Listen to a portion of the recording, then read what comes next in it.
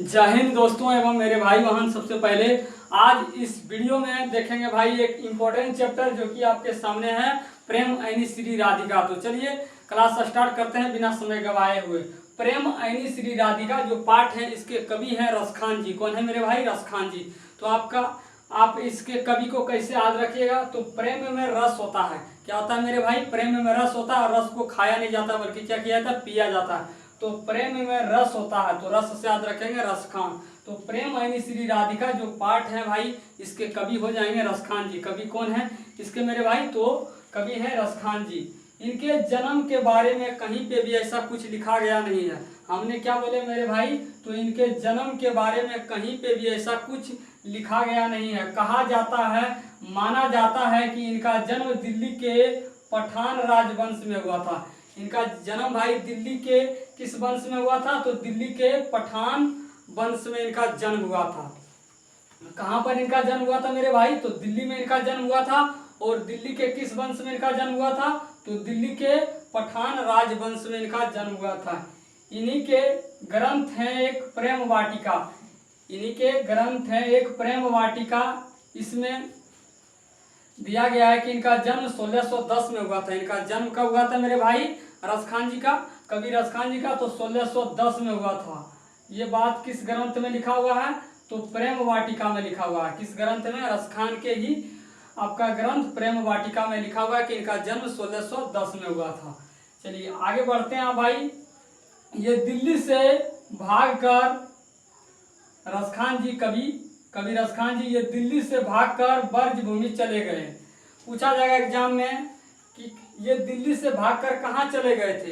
कवि रसखान जी यानी ये दिल्ली से भागकर कहाँ चले गए थे? तो ब्रजभूमि चले गए थे। पूछा जाएगा एग्जाम में कवि रसखान जी दिल्ली से भागकर कहाँ चले गए थे?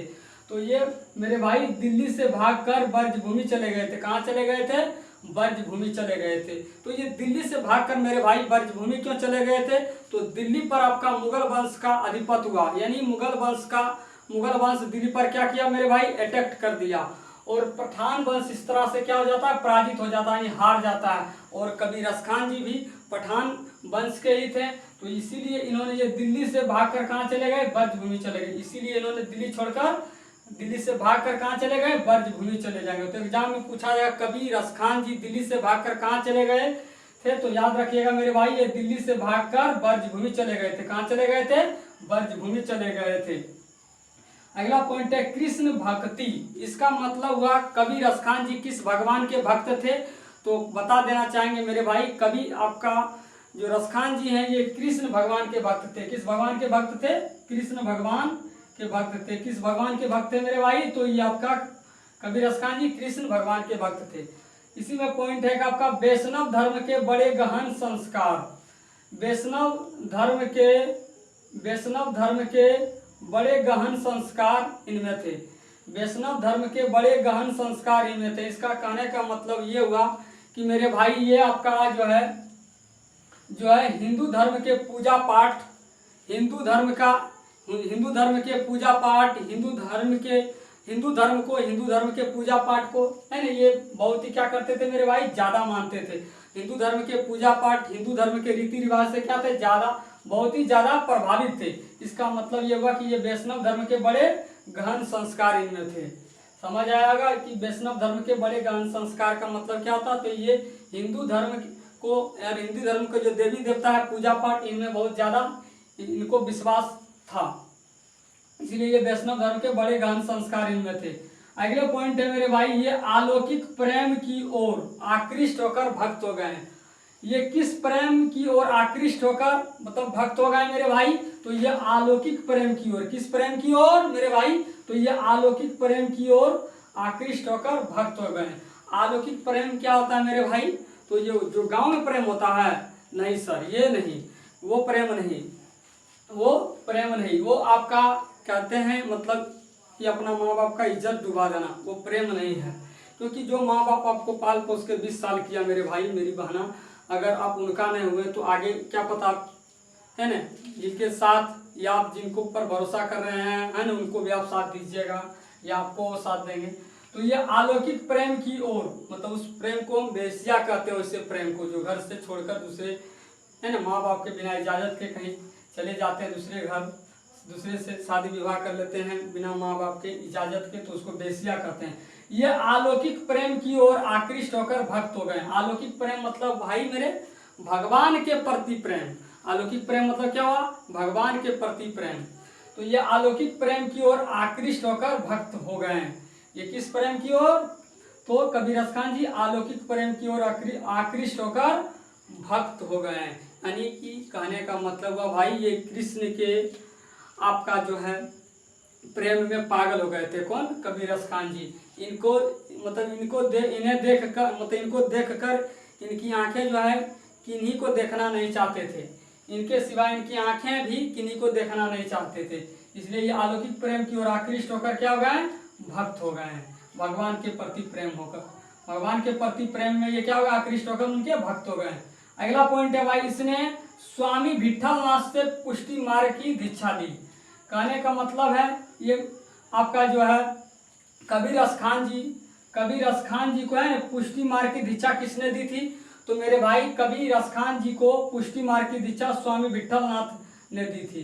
तो कबीर खान जी को आपका पुष्टि मार्ग की दीक्षा किससे मिली थी, तो आपका स्वामी विठलनाथ से मिली थी। किससे मिली थी, कबीर खान जी को आपका पुष्टि मार्ग की दीक्षा किसने दी थी, तो स्वामी विठलनाथ ने। पूछा जाएगा है ना, कबीर खान जी के दीक्षा गुरु कौन थे, तो कबीर खान जी के दीक्षा गुरु स्वामी विठलनाथ थे। कौन थे मेरे भाई, स्वामी विठलनाथ। अगले पॉइंट की ओर बढ़ते हैं। इनके दो ही प्रमुख ग्रंथ हैं। इनके कितने प्रमुख ग्रंथ हैं मेरे भाई मेरी बहन, तो दो ही इनके प्रमुख ग्रंथ हैं। एक है आपका प्रेम वाटिका, एक आपका क्या है मेरे भाई, प्रेम वाटिका, और दूसरा है सुजान सागर। दूसरा क्या है मेरे भाई, सुजान सागर। पूछा जाए प्रेम वाटिका किसकी रचना है, तो आपको एक ही नाम बताना है मेरे भाई, कबीर खान जी। पूछा जाएगा सुजान खान किसकी रचना, तो भी आपको एक ही नाम बताना है आपका कबीर खान। कौन मेरे भाई, सुजान खान किनकी प्रमुख रचना है, तो आपका कबीर खान जी का। किनका है, रसखान का। सुजान खान में कृष्ण की भक्ति संबंधित रचना है। सुजान खान में है न? पूछा जाएगा सुजान खान में किसकी भक्ति संबंधित रचना है, तो सुजान खान में कृष्ण की भक्ति संबंधित रचना है। पूछा जाएगा मेरे भाई कि सुजान खान में किससे संबंधित किसके भक्ति संबंधित रचना है, तो कृष्ण की भक्ति संबंधित रचना है। पूछा जाएगा सुजान खान में किसके संबंधित भक्ति रचना है, तो आपका कृष्ण की भक्ति संबंधित रचना है। आपका पूछा जाएगा है ना, कृष्ण की भक्ति संबंधित रचना है आपका किसमें है, तो सुजान खान में। किसमें है, सुजान खान में। सुजान खान में है ना किसकी संबंधित भक्ति रचना है, तो कृष्ण की भक्ति संबंधित रचना है। किससे संबंधित भक्ति रचना है, तो कृष्ण की भक्ति संबंधित रचना है। नेक्स्ट आपका पॉइंट है भाई, रसखान ने कृष्ण का लीला गान पदों में नहीं सवैयों में किया है।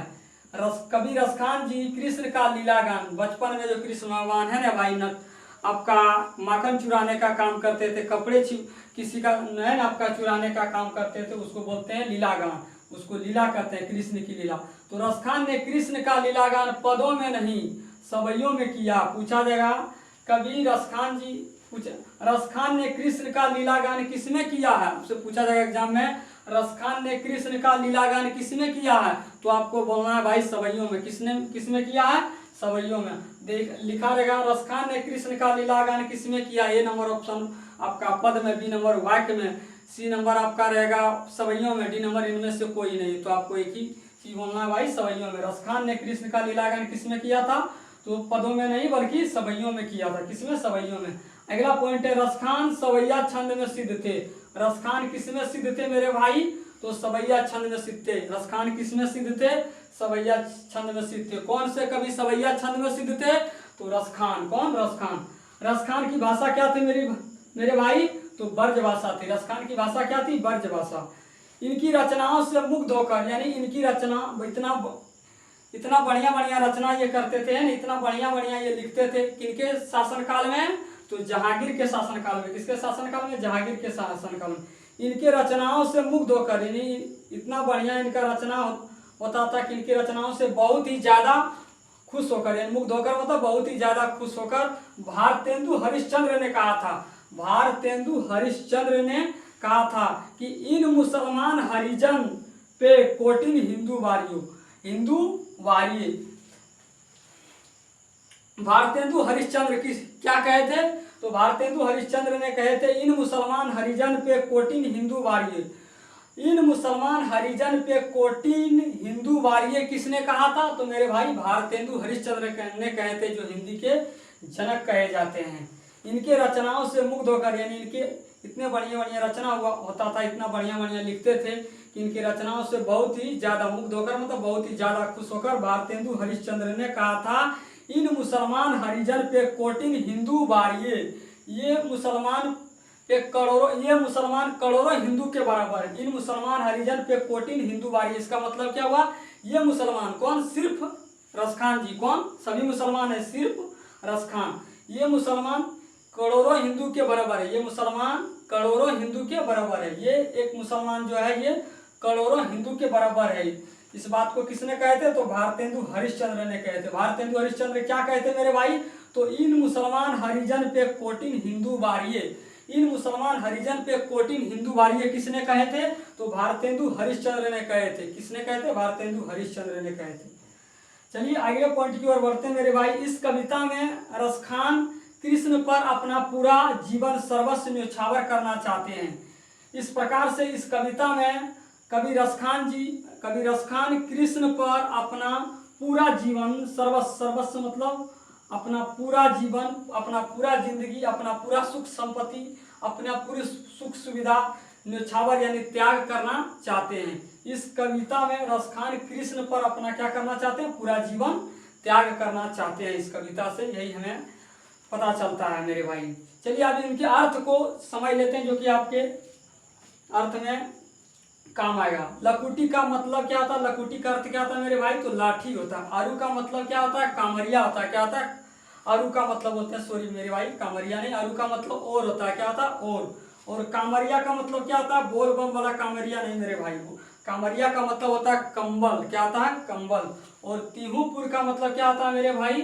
तीनों लोक के राज। तीनों लोक के राज मतलब धरती के राजा, धरती, आकाश और पाताल, तीनों लोक के राज।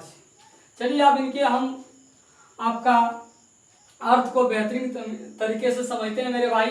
या लाकुटी और कामरिया, या लाकुटी और कामरिया पर तीहूपुर की ताजो डारो। क्या लिखा है पंक्ति मेरे भाई? या लाकुटी और कामरिया पर तीहूपुर की ताजी डारो। लाकुटी मतलब क्या होता है मेरे भाई? लाठी होता है। और आपका अरु मतलब क्या होता है मेरे भाई? तो और होता है। और कामरिया का मतलब क्या होता है? कंबल होता है। यानी कहा जा रहा है, कवि रसखान जी कहते हैं लाठी प्लस कंबल यानी लाठी और कंबल पर तीहूपुर मतलब होता है तीनों लोक के राज। तीनों लोक मतलब धरती, आकाश और पाताल, तीनों लोक के राज। ताजी डारो मतलब होता है त्याग देंगे। कवि रसखान जी कहते हैं कि अगर यदि हमें कृष्ण की लाठी और कंबल मिल जाए तो हम तीनों लोक के राज को क्या करेंगे? त्याग देंगे। अगर कृष्ण की लाठी और कंबल हमें मिल जाए, हमें क्या हो मेरे भाई? मिल जाए। जो लाठी, जिस लाठी से कृष्ण भगवान गाय चराने का काम करते थे वही लाठी, दूसरा लाठी नहीं मेरे भाई। और कामरिया का मतलब होता है कंबल। ठंडी के टाइम में कृष्ण भगवान गाय चराने के लिए जाते थे तो धूप निकलने के बाद उस कंबल को कंधे पर लेते थे मेरे भाई, वही कंबल। कहते हैं आपका लाठी और कंबल पर हम तीनों लोक के राज को क्या करेंगे? त्याग देंगे।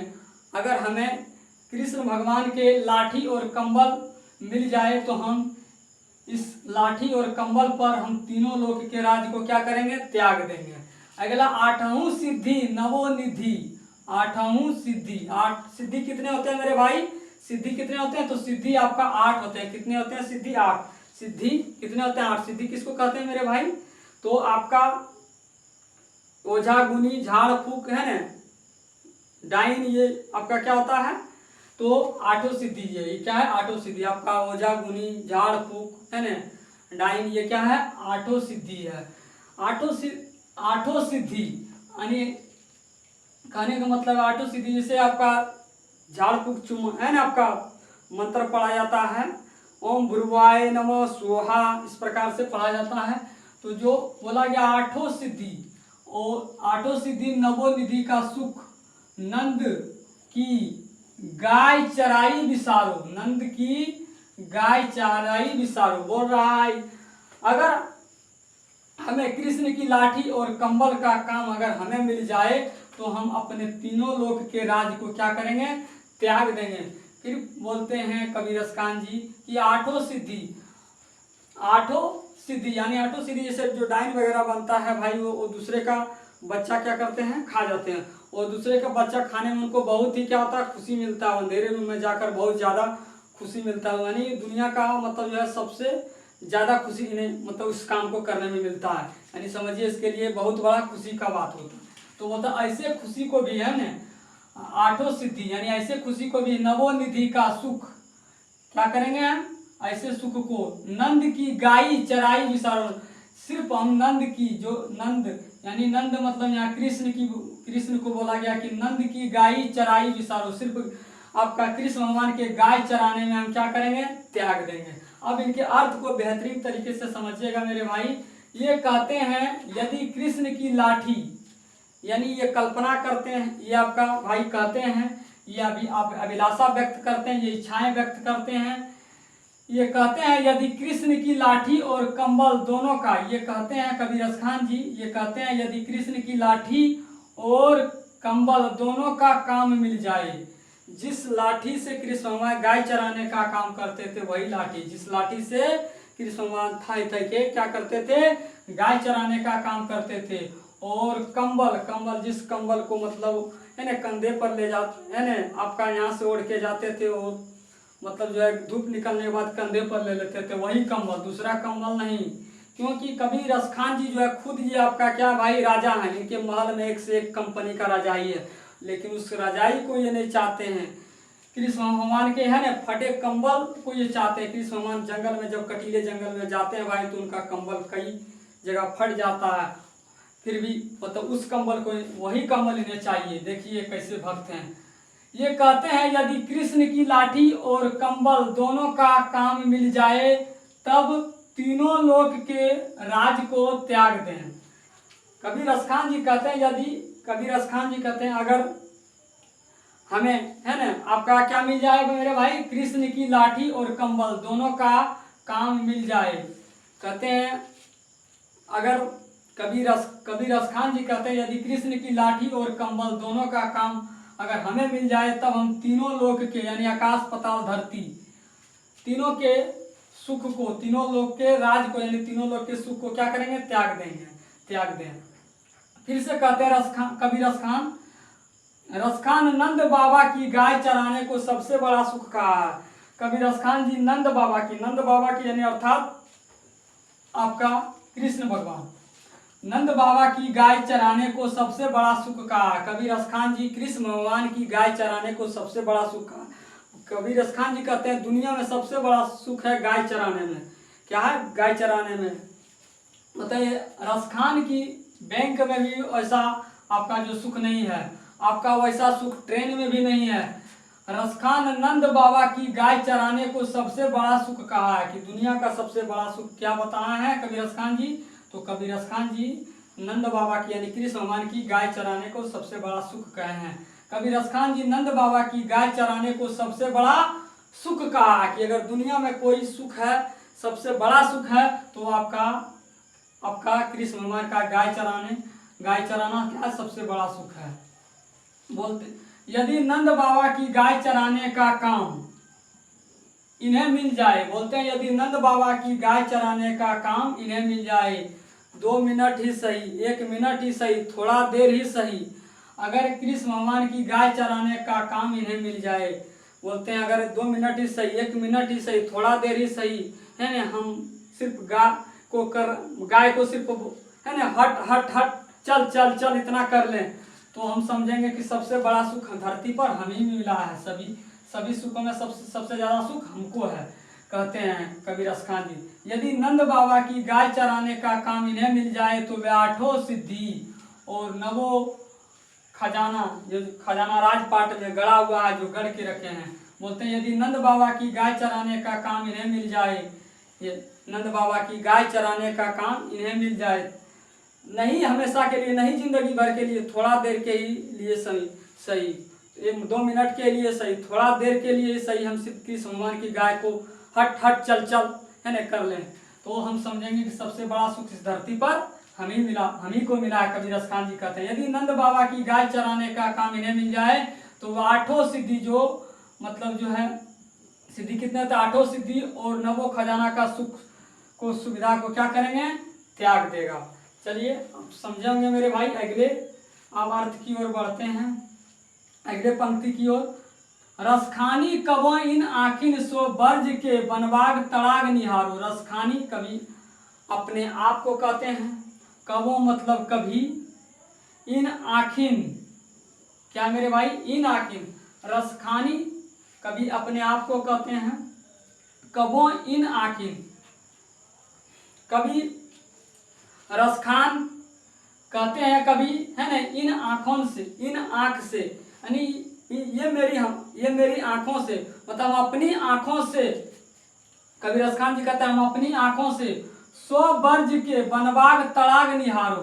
तड़ाग निहारो मतलब वह तड़ाग मतलब तालाब, भाई निहारो मतलब देखने के लिए, रस तड़ाग मतलब वह तालाब, निहारो मतलब देखने के लिए। अगर वो कभी रसखान जी कहते हैं अगर तालाब देखने के लिए अगर हमें मिल जाए, जिस तालाब में कृष्ण भगवान क्या करते थे भाई, नहाते थे, जिस तालाब में कृष्ण भगवान नहाते थे। कृष्ण भगवान किस जंगल में गाय चराने का काम करते थे मेरे भाई, तो आपका बर्ज के जंगल में। किस जंगल में गाय चराने का काम करते थे, बर्ज के जंगल में। बोला रसखानी कबो इन आखिन सो बर्ज के बनबाग तड़ाग निहारो। रसखानी कभी अपने आप को कहते हैं, कभी रसखान कहते हैं, कभी इन आखिन से, मतलब इन आँखों से, यानी हम अपने आँखों से, मतलब हम जो आँख उनके पास है, इस आँख से कहते हैं अगर कि अगर हमें, अगर वो जंगल देखने के लिए मिल जाए, कौन सा जंगल, जो कटीले जंगल है जिसमें कृष्ण भगवान गाय चराते थे। कृष्ण भगवान किस जंगल में गाय चराने का काम करते थे मेरे भाई, किस जंगल में गाय चराने जाते, तो बर्ज के जंगल में जाते थे। बोलते हैं अगर, है ना, इन आँखों से मैं, मतलब मैं अपनी आँखों से अगर, है ना, अगर उस जंगल को देख लें, उस वन को देख लें जिसमें कृष्ण भगवान गाय चराने के लिए जाते थे, तो उस कटीले आपका वन में, यानी उस कटीले जंगल पर हम अपना क्या करेंगे भाई, सारा जीवन क्या करेंगे, सारा सुख सुविधा क्या करेंगे, आपका त्याग देंगे। तड़ाग निहारो, जिस तालाब में कृष्ण भगवान खाको, बीचों बीच जंगल में जो तालाब था, जिस तालाब में नहाने का काम करते हैं, वो तालाब सिर्फ देखने के लिए नहीं बल्कि नहाने के लिए। बोले नहाने के लिए छोड़िए, सिर्फ हमें देखने के लिए अगर मिल जाए तो हम क्या करेंगे, अपना सारा सुख सुविधा क्या करेंगे, त्याग देंगे। चलिए अब अर्थ समझिएगा मेरे भाई। बर्ज के वन में कृष्ण भगवान गाय चराते थे। कृष्ण भगवान किस जंगल में गाय चराते थे मेरे भाई, तो बर्ज के जंगल में। किस जंगल में, बर्ज के जंगल में। कहते हैं ये न, मेरी आंख उन्हें देखने के लिए चाहता, कृष्ण की आपका कबीर खान क्या देखने के लिए चाहते हैं, तो वो वन, जिस वन में कृष्ण भगवान गाय चराने जाते थे, हट हट चल चल जिस जंगल में गाय को करते थे। बोलते हैं बर्ज के वन में कृष्ण भगवान गाय चराते थे और वहाँ के तालाब में वे स्नान करते थे। तो जिस जंगल में वो गाय चराने के लिए जाते थे, वो जंगल, वो कटीले जंगल हमें सिर्फ देखने के लिए मिल जाए, और वहाँ के तालाब में जिस तालाब में वो स्नान करते थे। बोलते हैं कभी रसखान जी कि बर्ज के वन में कृष्ण भगवान गाय चराते थे और वहाँ के तालाब में स्नान करते थे। कभी कहते हैं कि यदि उस वन बाग, उस कटीले जंगल को और तालाब को, जिस तालाब में कृष्ण भगवान नहाने का काम करते थे, और तालाब को सिर्फ देखने का अवसर, यानी सिर्फ देखने का अगर हमें मौका मिल जाए, सौभाग्य प्राप्त हो जाए, तो उस कटीले बाग पर, उस वैसे है ना, कटीले जंगल पर हम अपना कुबेर के जो गड़े हुए खजाना है, उस खजाना को क्या करेंगे, त्याग देंगे। इस प्रकार हम देखते हैं कि मेरे भाई कभी कृष्ण और उनके बर्ज पर, यानी उनके जंगल पर अपना पूरा जीवन क्या करना चाहते हैं मेरे भाई, आपका त्याग करना चाहते हैं, यानी आपका पूरे जीवन आपका कृष्ण पर और उस जंगल पर त्याग करना चाहते हैं। ऐसे भक्त थे हमारे कवि रस खान जी। तो आशा करते हैं आई होप आप सभी को समझ आया होगा भाई। अगर वीडियो अच्छा लगे तो भाई आप ज़्यादा से ज़्यादा शेयर कीजिएगा। तहे दिल से धन्यवाद।